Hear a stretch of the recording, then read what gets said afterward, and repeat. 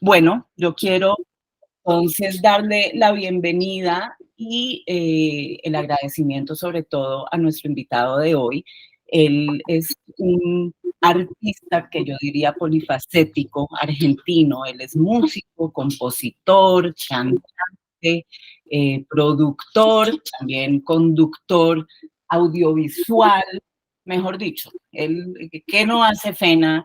Y es una persona también No muy sé bailar, no sé bailar. bailar, no sé No bailar. sabe, bueno, no sabe bailar. Bien, bueno, Fena, yo quiero que comencemos hablando en esta ocasión. Vamos a hablar un poco sobre la música, sobre la importancia de la música como herramienta narrativa. Aquí nuestra audiencia son todos colegas, productores, realizadores, directores, tenemos personas también de formación, la escuela de cine, en fin. Y nosotros, pues creemos, o yo personalmente, pero es algo que es así, que la herramienta es una, que la música es una herramienta muy importante en la narrativa audiovisual. Tú eres, como ya lo dije, eres compositor, pero también has hecho televisión. Entonces quiero que exploremos un poco esto de la importancia de la música como herramienta en la narrativa, en el audiovisual. Bueno, en primer lugar, yo hice varias series documentales y todas se relacionan con la música, porque son todas series documentales cuyos protagonistas eran grandes o son grandes músicos y músicas. Así que en el caso mío no está separada para nada la música del audiovisual o de la realización. Yo esas series, bueno, vos sabés, hice varios capítulos de mis series en Colombia, recorrí toda Latinoamérica entrevistando a... No me gusta solamente decir que eran entrevistas porque no, cada capítulo no eran entrevistas, sino era un retrato de artistas a quienes yo admiraba mucho o admiro mucho, como Armando Manzanero, Rubén Blades, Silvio Rodríguez, eh, Lila Downs, Leonor González Mina, en Vuestra Tierra, Totola Momposina, Carlos Vives, eh, Gal Costa, Caetano Veloso, y me estoy olvidando de varios, Gilberto Gil. Cada capítulo de esa serie que se llamaba Músicos de Latinoamérica, se hacía un retrato de cada uno de esos músicos, por lo tanto la música era parte fundamental. Hice otra serie también que se llamó Clave de Cuba, con Silvio Rodríguez, y con participantes del Buenavista Social Club. En fin, todo lo que yo hice relacionado con lo audiovisual estaba íntimamente ligado a la música, porque yo no puedo desligar la música prácticamente de nada de lo que hago. Después sí hice programas de televisión también, un programa de televisión con una temática muy especial, que es un programa que se dedicaba la problemática de la discapacidad, con colaboradores con discapacidad y sin discapacidad, trabajando con niños en todo lo que fuera arte. Y también estaba presente la música ahí porque durante mucho tiempo invitamos a muchos músicos que vinieran y que estuvieran en el programa. Y después tuve varias experiencias de radio como conductor y productor de programas de radio que siempre estaban relacionados con la música. A mí me parece que la música en lo audiovisual es imprescindible. Sería muy extraño, aunque hay casos, eh, hay casos, pero sería muy extraño una pieza audiovisual que no tuviera nada de música. Sin embargo, hay casos. No recuerdo en este momento cuáles, pero he visto películas que a propósito o adrede el director decidió no poner música, ni siquiera ni música incidental, ni canciones, ni música diegética o extradiegética. Así que serán criterios de cada uno. A mí me parece que ya están metidos está impreso en nuestro cerebro que lo que uno ve también tiene que estar acompañado de lo musical. Pena, ¿y cómo, es decir, y cómo llega de pronto a ese proceso? Tú puntualmente ahora nos dijiste, programas puntualmente dirigidos a la música, con todos estos exponentes increíbles, que ahora en un ratito nos vas a contar dónde los podemos ver, porque sé que se pueden ver. Pero ¿cómo se llega a elegir bien la música? O si yo estoy haciendo, puedo estar haciendo un documental, pero de pronto también puedo estar haciendo una ficción, sea una serie o sea una película, y cómo llego a decir, ok, esta es la música que yo quiero. Bueno, a mí me parece que tiene mucho que ver con lo que uno está mirando, con lo que uno está viendo y con el criterio que tiene el director también. Yo creo que también es importante no caer en el cliché, y en ese sentido tiene que haber un intercambio entre el director y el músico que esté encargado de hacer la música. Porque cuando digo un cliché, digo, hay buena música asociada a lo audiovisual y mala música también. A ver, por poner un ejemplo bruto, bueno, hay una escena de una persecución, entonces pongo música vertiginosa. Y no, hay ejemplos muy interesantes. En la película de Sofía Coppola, María Antonieta, es una película de época, ¿no? Ambientada en el siglo XVIII. Sin embargo, la música que pone ella, o que eligió, es una música muy moderna, muy actual. Y el contraste que se produce, aunque en un principio uno está acostumbrado a que en ese lugar o ambientado en esa época uno tenga que escuchar un cuarteto de cuerdas, tocando música de Bach o tocando música de Mozart, uno tiende a pensar eso. El contraste que logra es fabuloso, porque incluso las escenas de baile están hechas con música moderna, incluso música bastante fuerte. Creo que hay una canción de Clash, o sea, y eso me parece muy interesante, pero es una decisión fuerte que seguramente tiene que haber estado, no seguramente, por supuesto que tiene que haber estado consensuada con el director. Así que hay muchas formas de encararlo. Lo que sí digo es, si yo tuviera que hacer la música de una película, tendría que mirar mucho las imágenes, estar muy de acuerdo con lo que piensa el director.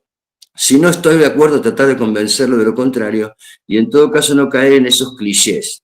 Ustedes vieron que hay música, yo no sé si en Colombia pasa lo mismo, pero en Argentina, por ejemplo, los noticieros de televisión o de radio tienen todos una música rampante, una música que galopa, ¿no?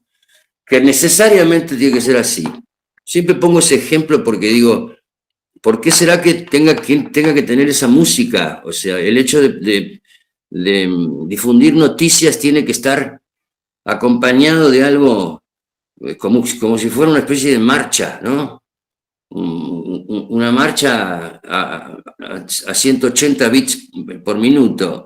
Me parece que como que ese tipo de clichés se pueden dejar de lado y pueden resultar en algo muy interesante para el observador, para el espectador. Pena, hoy en día, pues que estamos con todos estos desafíos modernos, inteligencia artificial, mejor dicho, ¿cómo se puede manejar? Porque eso es una competencia muy grande, es decir, Hay un mercado, creo yo, saturado, porque por un lado tenemos mucha oportunidad para mostrar lo audiovisual entre las plataformas como Spotify, como las plataformas de streaming, Netflix, Amazon, etcétera, pues la pantalla tradicional de televisión o de cine. Es decir, tenemos mucha información, y a la vez tenemos también un crecimiento de lo que es la inteligencia audiovisual, realidad aumentada, etcétera, etcétera.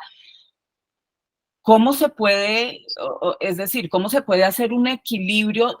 Te hablo a ti como músico, porque creo que esto es una pregunta que mundialmente se hace en todos los aspectos, pero pues ahora uno ve que la inteligencia artificial de pronto está logrando hacer una colaboración entre Manzanero, que ya falleció, y Vicente Fernández, que ya falleció. Y esto, es decir, es demasiado y de pronto esto se convierte en una saturación. De pronto, no sé a los músicos qué les pasa, a los productores audiovisuales definitivamente es una pregunta que se hace ya la inteligencia artificial, quizás puede hacer un guión. ¿Qué pasa en el momento de la música? Y de pronto hay una producción audiovisual que diga, no, bueno, yo prefiero entonces hacer la música por medio de inteligencia artificial y no llamar a Fena.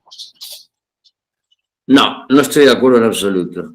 O sea, me parece que las herramientas digitales son valiosísimas, lograron cambiar la forma de producción de la música y en ese punto son beneficiosas y son positivas.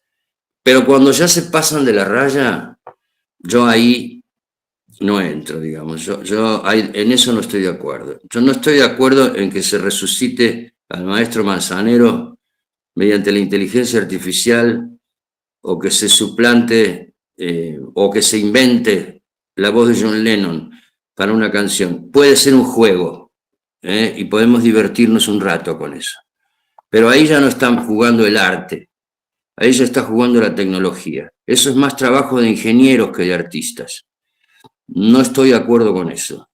Sí estoy de acuerdo con las herramientas digitales que nos permiten a nosotros modificar, bueno, una nota de un solo, o que nos permiten hacer una edición que antes se hacía manualmente y que era peligrosa, porque hace 30 años atrás, o más tal vez, 35 años atrás, yo recuerdo que para editar una canción y cortarle una parte, bueno, el ingeniero de sonido tenía que poner la cinta en una máquina que tenía una muesca hecha en diagonal para que así la cinta estuviera cortada y se pegara, etc. Eso era un proceso peligrosísimo porque podía arruinar la grabación, por un lado, si el técnico no era muy eficiente, y por otro lado, llevaba mucho tiempo.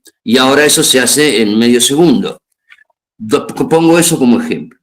O sea, también es interesante que yo pueda usar loops, ¿no? O usar samplers.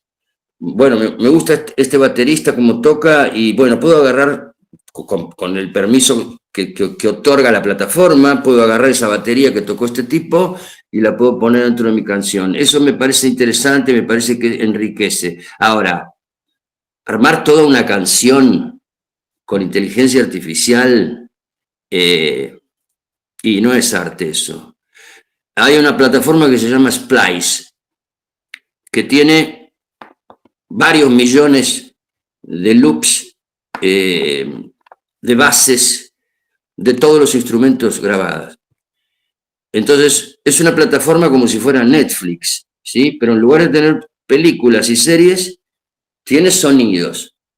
Yo puedo agarrar una batería de ahí, un bajo, una guitarra, un piano, un cuarteto de cuerdas, una sección de metales, todo eso puedo agarrar y mezclarlo y hacer una canción con eso. Eso para mí no es arte. Eso es un tipo que maneja bien la tecnología y se está basando en lo que tocó otro. De hecho, hay muchos artistas nuevos de estos, de un género que a mí, espero no ofender a nadie, pero me parece una porquería, que es el reggaetón. El reggaetón es... Hace poco incluso escuché a un representante importante del reggaetón decir, creo que lo subí a mi Instagram, lo subí porque me llamó la atención que él mismo lo dijera, el reggaetón es un género, uno de los géneros más pobres musicalmente que existen. Con un pianito y una base tú ya puedes hacer un reggaetón, decía. Entonces, eso me parece que vino a empobrecer la parte artística, por un lado. Por otro lado, el hecho de que la música ahora esté envasada en un teléfono y uno tenga acceso a 300 millones de canciones en un teléfono, apretando un botoncito, también quitó un montón de magia de lo que se producía. No lo digo con ánimo de parecer un viejo nostálgico. Yo lo que digo es, no existe más el arte de tapa, no existe más la ficha con los créditos, que todo eso forma, por algo se llamaba arte de tapa, porque todo eso formaba parte del concepto de un álbum también.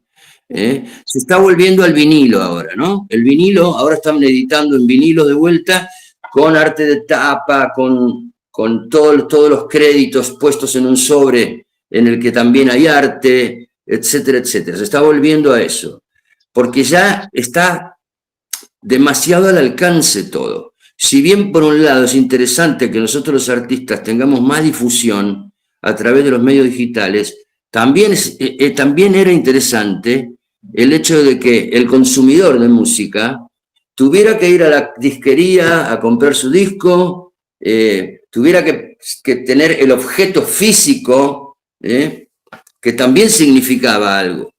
A eso me refiero.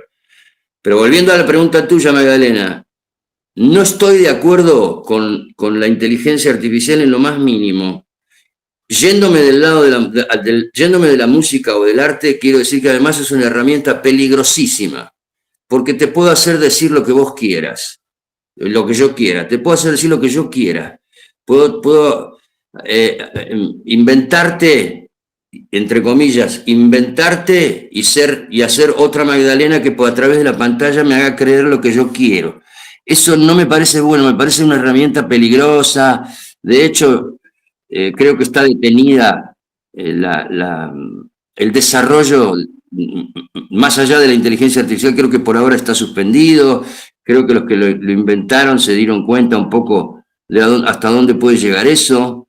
Así que no estoy de acuerdo para nada. Para mí la tecnología del siglo XXI en algún momento va a tener que autofrenarse, porque si no va a pasar como en el documental de Werner Herzog, Lo and Behold, ¿lo vieron? Que tiene unos años ya. Yo creo que si lo hiciera ahora sería muchísimo más truculento, pero mírenlo, porque él en un momento lo que expresa, o en general el documental lo que expresa, es que Internet va a terminar convirtiéndose en el amo del mundo. Y no es apocalíptico esto, ni es ni es ciencia ficción. No estoy jugando a ser Julio Verne ahí, ni él. Esto es algo que ya está casi en algún punto ocurriendo cuando nos damos cuenta de que hasta los aviones vuelan por Internet o con Internet. Entonces, vamos a suponer un apagón, ¿no? ¿Qué pasaría si hubiera un apagón durante 48 horas? No más bancos, no más aviones, no más nada. Me parece, bueno, volviendo a la música, me parece, alguien puso ahí que el reggaetón no era el enemigo. Yo no estoy diciendo, no estoy hablando de enemigos, yo estoy hablando de gustos musicales y de arte. El reggaetón es un género muy pobre musicalmente, dicho por varios de sus principales figuras. Es un género muy pobre, que además tiene una lírica tonta, machista, completamente fuera de época. Es puro puro culo, teta, te llevo tú conmigo, y los tres, y los cuatro, y el lugar, y el trago, y es completamente pobre, nadie habla de otra cosa que de eso. Y pasa otro fenómeno curioso, que es que chicas de 18, 19 años, 20 años, muy metidas en el movimiento feminista, luego a la hora de ir a un concierto van a ver a un tipo que las está humillando y las está cosificando. Es rarísimo. Pena. Sí. Quisiera, digamos, hablando, o sea, lo dejas perfectamente claro. Sin embargo, pues lo que dices es algo que está sucediendo y no sé, porque realmente no lo sé, no sé si tú sabes la respuesta, no sé si de pronto en costos para una producción audiovisual de pronto sea menos costoso tener una realización con inteligencia artificial a tener un... No tengo idea, no tengo idea, me parece que va a ser, seguramente es menos costoso. Seguramente porque se emplea menos capital humano, seguro, se emplea menos personas. Supongo que sí es menos costoso. No sé, a ver, por ejemplo, las películas de Marvel o de DC Comics, ¿no? Todas estas de superhéroes. Yo creo que están. La base principal de esas películas es la tecnología, ¿no es cierto? Es todo una pantalla verde. Todo, y son los actores simulando que están en un océano, en un desierto, en el cielo peleando, etcétera, etcétera, pero todo lo demás es todo digital, es todo computadora. Digo, seguramente esa película, el costo que tendrá, a ver, voy a poner un ejemplo. Stanley Kubrick hizo Espartaco, ¿no? Para simular una escena de una gran batalla. Y bueno, tenía que usar 10.000 extras y montarse arriba de una colina. Y si la toma salía mal, hacerla de vuelta. Y ahí abajo, en esos 10.000 extras, estaban formados como batallones romanos. Ahora eso se hace con una máquina. Y el resultado, en muchísimos casos, es muy bueno, porque uno ve a los 10.000 soldados, o si no, 100.000 soldados. En ese sentido creo que es interesante y seguramente sale mucho más barato, ¿no es cierto? Un programador frente a una máquina haciendo eso con el director que contratar a 10.000 personas. Eso me parece... a ver, alguien dice ahí, sobre los costos tengo... Bueno, aparecen de golpe cosas que dicen, pero se van rápido. Así que en ese sentido, Magdalena, creo que sí, pero vos me hablabas de la inteligencia artificial, que es otra cosa. Vamos, Sí. utilizar lo digital para hacer una pieza audiovisual o una película me parece que es una gran herramienta. Una gran herramienta. Sí, aquí creo que hasta que no tengamos como una legislación, y me imagino que eso será en todas partes del mundo, no hablo solamente ni de Colombia ni de Argentina, pues es algo que definitivamente se tiene que legislar. Es decir, aquí Felipe nos cuenta, pues, una persona que es artista de voz y empezó a perder clientes porque ya empiezan a utilizar doblajes creados con inteligencia artificial. Pero bueno, ese es otro tema. Quiero venir con Sergio Alejandro Casas Morales, que nos pregunta, ¿hay teorías que relacionen los géneros cinematográficos y los géneros musicales en correlación con la narrativa? No entendí la pregunta, por favor, de vuelta. A ver, preguntan que si existe, no está muy clara, de pronto si Sergio quisiera abrir su micrófono y explicarlo mejor, porque dice, hay teorías, nos pregunta que si hay teorías que relacionen los géneros cinematográficos con los géneros musicales en relación con la narrativa. Tampoco entiendo mucho la pregunta. Sergio, si quisieras preguntar con el micrófono, te damos la palabra. Mientras tanto, Preguntan si es más económico pagar los derechos de la letra para un artista local, para que un artista local haga un cover de una canción conocida, o pagar los derechos del fonograma, especialmente cuando no se dispone de un gran presupuesto, pero es crucial la presencia musical de boleros clásicos. No entendí, no lo entendí, perdón, pero a veces se corta el sonido. A ver, de vuelta, por favor. Okay, igual está en el chat, está escrito. Pregunta que si es más económico pagar los derechos de la letra, o sea, es decir, supongamos contigo que tú eres compositor, que si es más, sería más económico pagarte los derechos a ti para que hagas un cover de una canción, o si es mejor pagar los derechos del fonograma, sobre todo por un tema de costos, ¿no?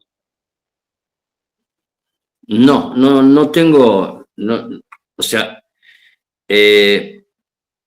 supongo que lo que me estás preguntando es si es más barato que yo cante una canción y la grabe para una película, o si es más barato pagar los derechos del disco que ya está grabado. Correcto, correcto. No tengo idea de eso. No entiendo cuál sería el motivo por el cual habría que hacer una cosa que Pues, es exactamente igual a la otra. Es decir, yo quiero que cantes esta canción para mi película, pero esa canción ya está grabada. Entonces, utiliza lo que está grabado. Okay. Yo creo que sería más práctico eso, porque si no hay que volver a grabar lo que ya está grabado. Sí, Es muy raro.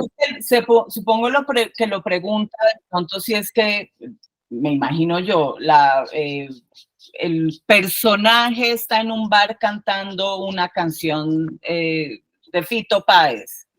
Ajá. Entonces, a poner al personaje, igual tiene que pagar los derechos, es decir, sea el personaje el que lo cante o poner la canción de Fito Páez. No, le va a salir más barato poner la canción ya grabada, porque si está metido dentro de la película cantando una canción, va a tener que pagar derechos de autor y va a tener que solicitar un permiso para usar esa canción en determinada escena. Y el permiso lo tiene que otorgar el autor, y si el autor está de acuerdo puede pedir un dinero importante. Es lo mismo que si viene alguien si quiere usar una canción mía o de quien sea para una publicidad. Yo no solo cobro derechos de autor de ahí, sino que además le cobro el hecho de usar mi canción para determinada publicidad. Y que hay que ver si estoy de acuerdo con con que mi canción se use para publicitar determinado producto, etcétera. Claro, claro. Bien, Sol Baños levantó la mano. Sol, si quieres activar tu micrófono para que hagas la pregunta, te escuchamos. Hola, buenos días. Espero que estén muy bien. Gracias por el espacio. Como siempre, estas conferencias de mucha productividad para nosotros. En temas de cuando somos ganadores de convocatorias de Abre Cámara, pues el recurso que hay pues no es bueno, pero no es el suficiente de pronto como para uno invertir mucho en la clase precisamente de piezas como ahorita lo estaban mencionando. Por ejemplo, pues aquí también está conectado un compañero que vivió el mismo caso, por ejemplo, de usar la pollera colorada en un documental de la pollera colorada. Salían costosísimos los derechos de usar la pieza y estaba hablando sobre la pollera colorada. En el caso de nosotros, por ejemplo, hicimos un documental de baile de música de los años 90 y pues cuando cotizamos los derechos de todas las canciones que podríamos usar de esa época, o sea, ni siquiera el estímulo de Abre Cámara nos alcanzaba, entonces pues nos tocó apelar a hacer música propia. Mi pregunta específica teniendo como base eso para FENA es la siguiente. Pues obviamente uno apela a la música como tal original, ¿sí? de su producción, pero cómo de pronto, si hay de pronto algunos mecanismos internacionales, porque mucha de la música, por ejemplo, de ese documental de baile de los años 90 que nosotros hicimos, es internacional. cómo se hace de pronto ese proceso, todo se hace pues a nivel Colombia, o hay de pronto alguna asociación internacional a la que uno pueda acudir que de pronto salgan esos costos más económicos en búsqueda de esa música como tal que es internacional y que uno pueda aprovechar. De pronto es como esa la consulta. Gracias. No, a mí me parece que el único camino que hay para eso es el que ustedes deben haber tomado, que es hablar con los dueños de los fonogramas, que son generalmente, en el caso de los años 90, las compañías discográficas. Siguen siendo las compañías discográficas las dueñas de muchos, pero como ahora podemos tener estudios de grabación de alta tecnología en nuestras propias casas, muchos de los músicos que antes teníamos una compañía discográfica decidimos independizarnos. Entonces, ahora, si hablamos de música de los 90, como estás hablando vos, no sé qué es Abre Cámara, supongo que es un incentivo o algo así. Correcto, correcto. Bien. En el caso de usar mucha música de los 90, como dijiste vos recién, y el presupuesto debe ser altísimo, porque ahí hay que pagar derechos de autor, hay que pagar derechos de ejecución, y todo eso hay que manejarlo a través de la compañía discográfica. No hay otra forma. Los dueños de eso es la compañía discográfica. Y si es música internacional, como vos dijiste, tendrías que contactar con las multinacionales que tenían o que tienen ese catálogo. No sé qué costo tendrás, supongo que puede ser alto el costo. Supongo que puede ser alto el costo. La otra opción, que es la que vos pusiste, que es hacer música propia, bueno, calculo que depende de cómo sea la intención del director del documental, pero no, supongo que no tendrá el mismo efecto simular una canción de los años 90 de Duran Duran, hacer de cuenta que es una canción que la canción original. Supongo que no será lo mismo, así que no te queda otra, para mí, que arreglarlo a través de las multinacionales discográficas. Bien. Bueno, Sergio pregunta, ¿cómo es tu proceso creativo a la hora de acercarte al guión para componer las melodías?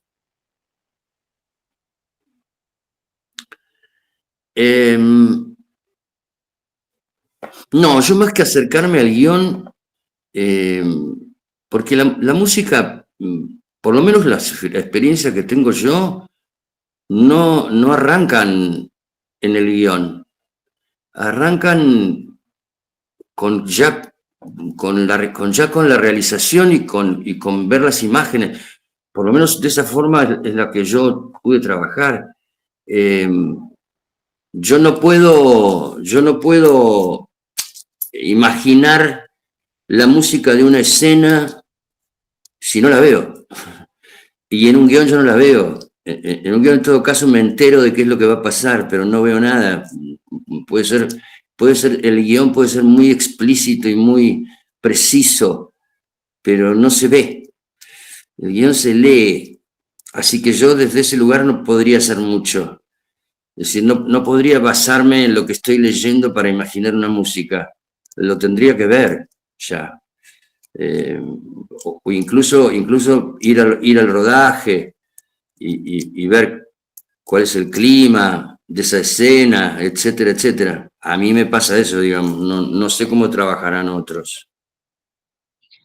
Fena, en este momento, nosotros desde el Ministerio de las TIC, de las Tecnologías y las Comunicaciones, como bien lo dijiste, damos unos estímulos para los realizadores y productores, para la industria audiovisual. Nosotros buscamos fortalecer esta industria audiovisual y todos estos contenidos finalmente terminan siendo emitidos en las pantallas de la televisión pública colombiana. Entonces, en este momento ya estamos como en época de convocatorias, entonces esto, digamos, las charlas que hagamos también pues nutren a las personas que nos están viendo, muchos de ellos están aplicando para estos estímulos. Entonces, yo quiero hablar un poco, y bueno, hay estímulos para hacer ficción, para hacer documentales, es decir, de todo un poco. De todas formas, también tenemos gente que hace de todo. Quiero hablar un poquito de tu paso por la televisión pública en tu país, de los programas que hiciste, porque fuiste conductor de estos programas musicales dirigidos a la música, pero también hiciste un programa dedicado a personas en condición de discapacidad.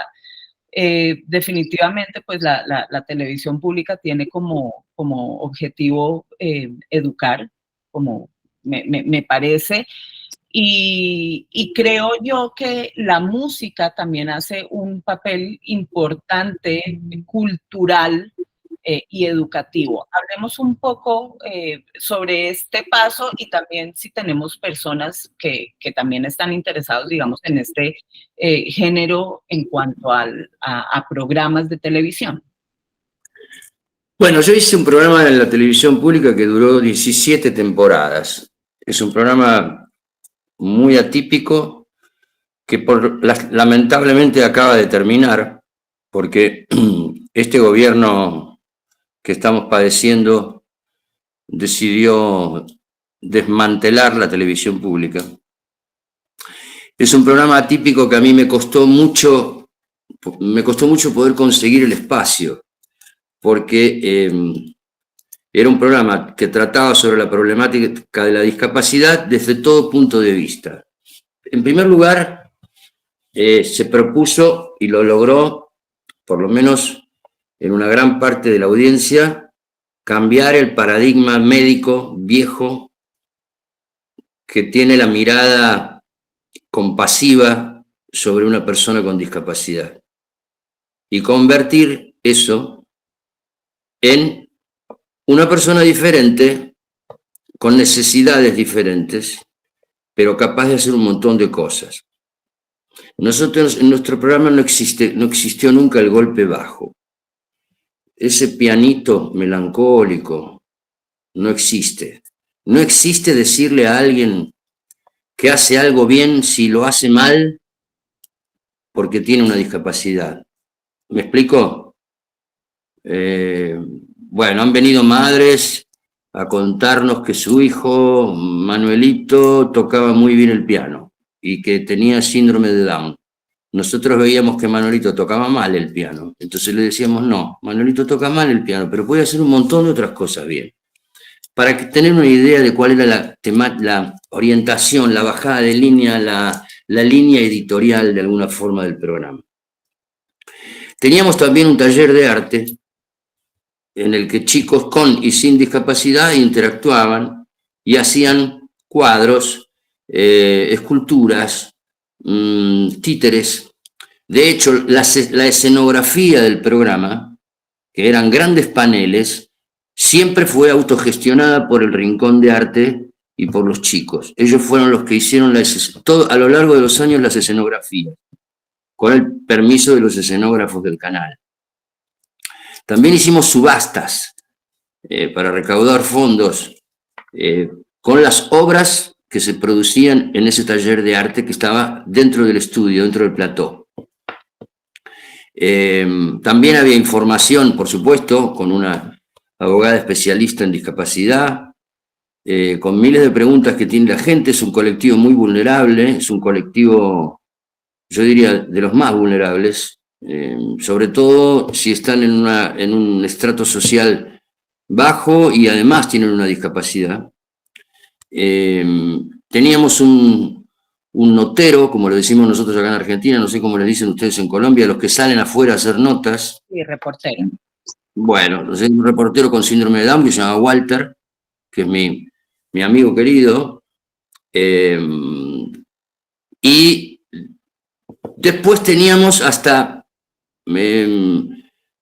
por ejemplo, había otro chico que ya no es más chico, porque cuando empezó con nosotros tenía 9 años, pero imagínate, pasaron 17, así que ahora ya tiene 26, que es Lautaro. Lautaro tiene un síndrome muy extraño que se llama síndrome de Kabuki, que, pongo algunos ejemplos, que una de las características que tienen mucho temor a los disfraces y a las caras pintadas o a las máscaras. Lautaro veía un payaso y se trastornaba. De a poco, con su incorporación al programa, de a poco, entre sus padres y nosotros, empezamos a modificar esa fobia. Nos poníamos un color acá, otro día nos poníamos un color acá, otro día nos poníamos una nariz de payaso, otro día la profesora se pintaba los labios. De a poco fue cambiando esa fobia y hoy Lautaro es actor. Y en el programa se disfrazaba. Empezó a querer disfrazarse. Entonces en cada programa venía disfrazado. Era chiquito cuando empezó. Luego fue creciendo, por supuesto, y ya dejó de hacerlo. Ahora es actor. Digo, con esto, hubo muchas acciones que produjimos con este programa que a mí me enorgullecen mucho, porque además yo no tenía idea de qué se trataba ese mundo. No tenía idea. Yo tenía la idea tonta y bruta, troglodita, de que ver un señor en silla de ruedas había que decir pobre.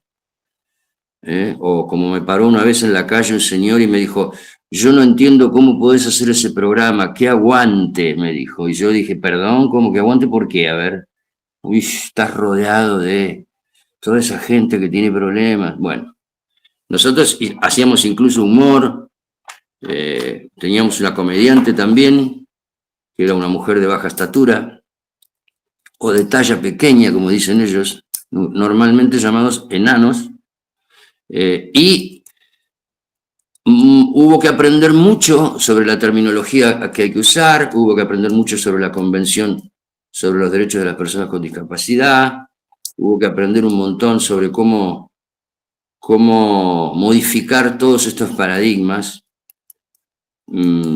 tan arcaicos, además, tan equivocados.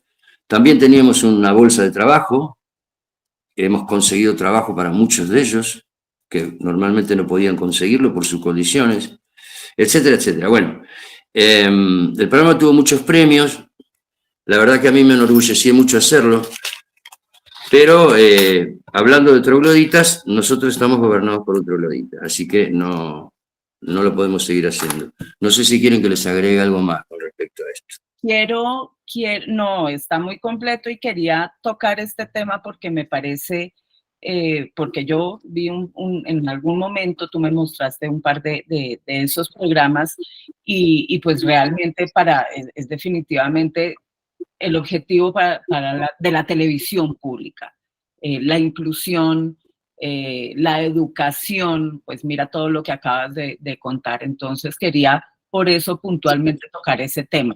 Sin embargo, también como el tema que nos atañe es la música, tenemos dos preguntas de la gente que está acá. ¿Para qué? Porque se nos va acabando el tiempo, entonces quiero pues responder las preguntas de las personas. Billy Lunasi pregunta dos cosas. ¿Cómo escoger un productor, compositor para un proyecto audiovisual? Es decir, ¿qué características debemos buscar en ellos desde nuestro rol como directores audiovisuales? Esa es la primera. Y la segunda, ¿cómo transmitirle el mensaje de lo que queremos conseguir o alcanzar musicalmente hablando en el producto final? ¿Cómo elegir un productor? O un compositor, sí. Yo soy directora y quiero elegir a un buen compositor. Yo como directora, ¿qué debo buscar en este compositor? Yo creo que en primer lugar, que te guste su música, que su música sea importante para vos y que por supuesto tiene que coincidir tu gusto musical con la necesidad que tenga la pieza audiovisual, ¿no?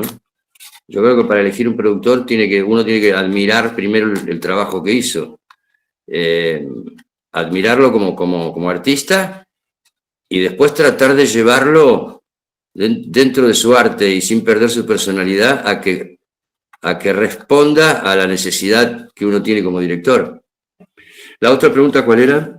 ¿Cómo transmitirles a este compositor o músico el mensaje de lo que queremos conseguir o alcanzar musicalmente hablando, en el producto final?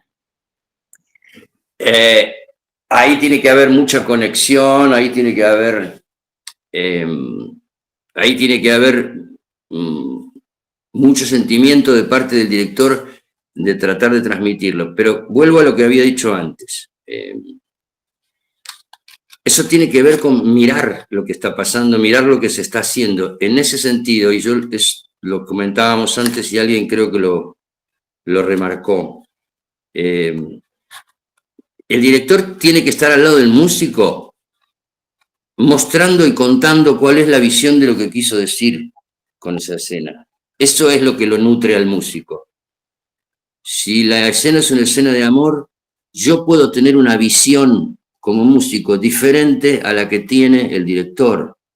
Yo puedo pensar que esa escena tiene que estar ilustrada con una música melancólica, pero el director quizá me dice no, porque el tipo está a punto de enojarse por algo o se enojó por algo y la escena de amor es un reencuentro, entonces quiero que haya más tensión, no quiero algo meloso. Y me cambia la visión de la cosa. Pero eso hay que mirarlo incluso para mí.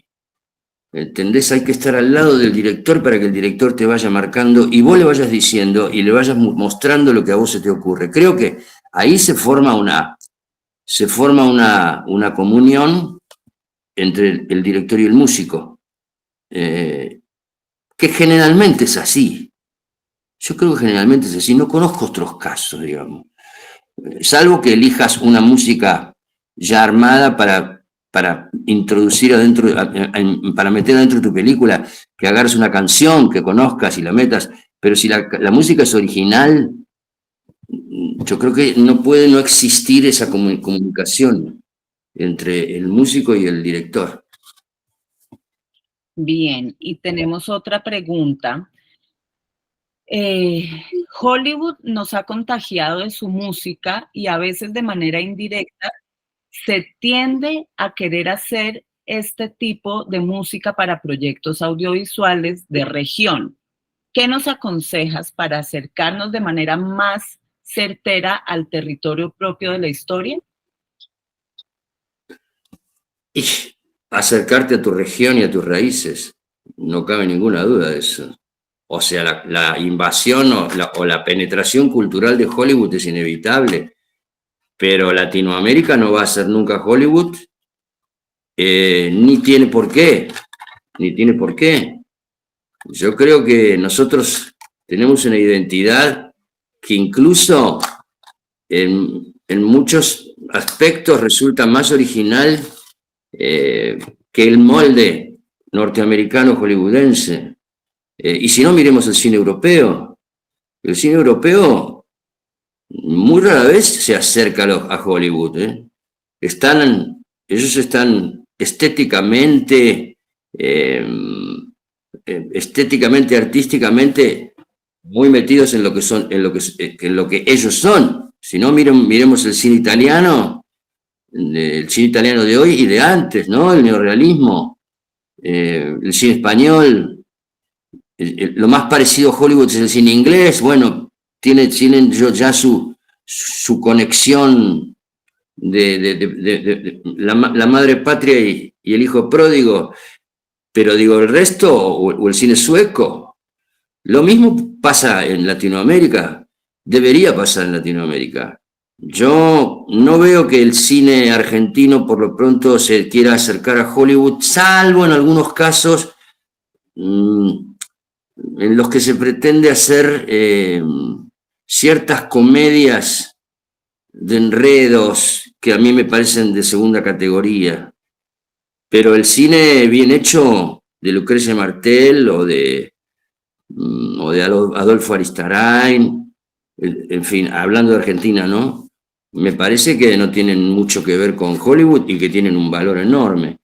Yo creo que es más, creo que es más interesante acercarse a los valores propios y aferrarse a la región propia y sacar de ahí ideas y estilos que mirar a Hollywood. Pero me parece 1000 veces más valioso artísticamente. Fena, yo siempre le pido a mis invitados, como también este tipo de charlas son no solamente para conocer a nuestro invitado, sino es también, digamos, tiene elementos de formación. Yo pido que nos recomiendes algo, no sé, una película, un documental, un libro, algo para adentrarnos de pronto un poco más en lo que es la música en el audiovisual. ¿Qué podrías recomendar tú a las personas que están acá? Bueno, les podría recomendar que vean mis documentales, por ejemplo. Sí, me encanta. ¿Dónde los podemos ver? Y yo lo voy escribiendo en el chat para que la gente lo vea. Bueno, hay un sitio que se llama cont.ar, contar, cont.ar. Ok. En esa plataforma, ahí pueden buscar, mis series se llaman Músicos de Latinoamérica, temporada 1, Músicos de Latinoamérica, temporada 2, Cantoras, es una temporada, y la otra se llama Clave de Cuba. Ahí, bueno, hay mucha música ahí, muchos músicos y mucha música y mucha, tienes una cierta cuestión didáctica para conocer géneros y cómo se formaron esos géneros, etcétera, etcétera. Así que espero que les guste y, bueno, y que me hagan sus críticas si quieren. Y a ti, ¿cómo te podemos contactar? ¿Cómo te podemos ver? Tu trabajo, lo que haces, estar conectados a ti. También pregunto eso para que bueno, puedas. Me pueden seguir en Instagram, es @fenadela con doble L, Fenadela, @Fenadela. Ahí Magdalena lo conoce. Sí. También en Spotify está toda mi música, si quieren escucharla. Lo último que saqué fue un single con Kevin Johansen. Ahora próximamente saco otro single con Fabiana Cantilo.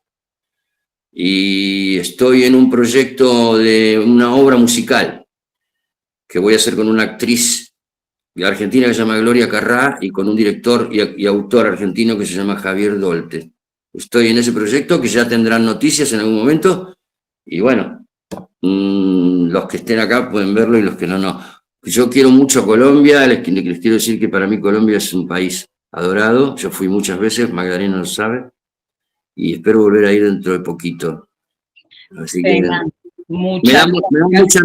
da mucha nostalgia no poder ir ahora, me da mucha nostalgia, me encantaría ir.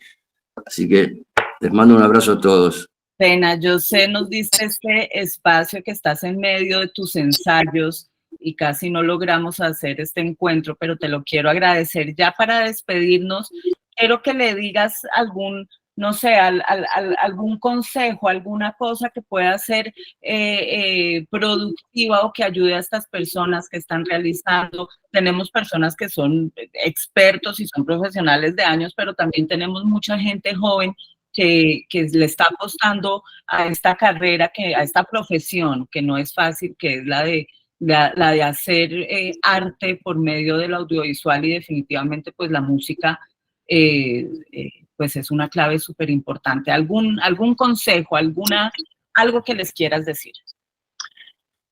En principio me parece que lo que eligieron es, para mí la más difícil de las artes es el cine, sin duda, porque el número de rubros que abarca y lo que tiene en la cabeza, el rompecabezas que tiene en el cerebro un director es infinitamente superior a lo que puede pasar en la música, por ejemplo. La música es, vamos a ponerlo en estos términos, si se compararan con máquinas, la música sería un pasadiscos o un horno eléctrico. Y el cine sería una laptop, porque tiene miles de funciones para coordinar. Solamente los rubros que hay en el cine son muchos, muchos, muchos, y en la música no. Yo creo que si tuviera que dar un consejo, va a parecer un cliché, pero no hay que dejar de ser uno, nunca.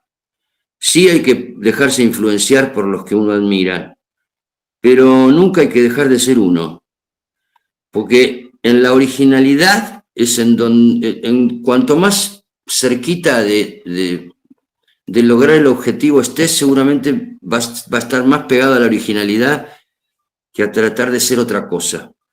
Bueno, mi experiencia personal es, muchas veces he pensado si lo hice bien o lo hice mal, que fue no transar, no dejarme convencer por los cantos de sirena del éxito.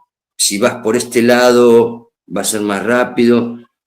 A veces me lo cuestiono, pero muchas otras veces me acuesto y duermo tranquilo.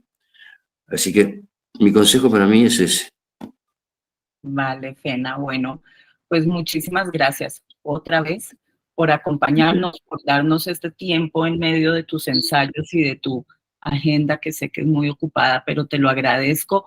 Muy valiosa la gente también, pues en definitiva lo aprecia mucho y también para eso hacemos nosotros esto, para la gente, para ellos que están comenzando o que ya lo hacen, pero que necesitan saber un poco más en definitiva. Muchas gracias a todos, a ti, Fena, y afecto siempre. Igualmente, chao, Maga, chao. Chao. Bueno, a todos ustedes, muchísimas gracias. Esta es la primera de varias charlas que vamos a tener ya a lo largo del año. Ustedes saben que en el chat de WhatsApp vamos a estar dándoles noticias, todo lo referente con el proyecto Promoción Audiovisual PAC. Les agradezco mucho. En www.promocionaudiovisual.co están todas las charlas que hemos tenido y las iremos agregando las que vamos haciendo poco a poco. A ver, me dicen algunos que no están en ese chat. Voy a dejar, si me esperan un momento, voy a poner el link. ¿Listo? Para que ustedes... Si quieres, Magda, ya pongo el código QR. Ay, sí, maravilloso, porque...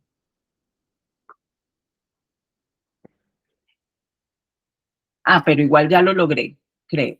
Aquí, sí, ya lo puse, la puse en el chat para todos los que están, el link, los que se quieran...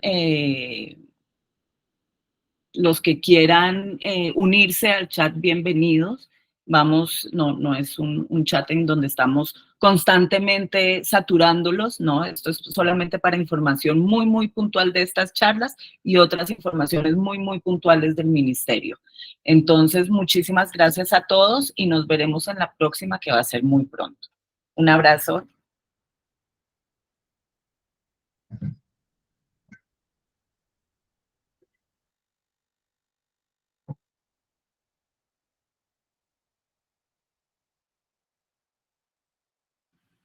Para todos los que no han visto el link en el chat, está ahorita mismo en pantalla un código QR también para que lo puedan leer y puedan ingresar entonces al chat de WhatsApp.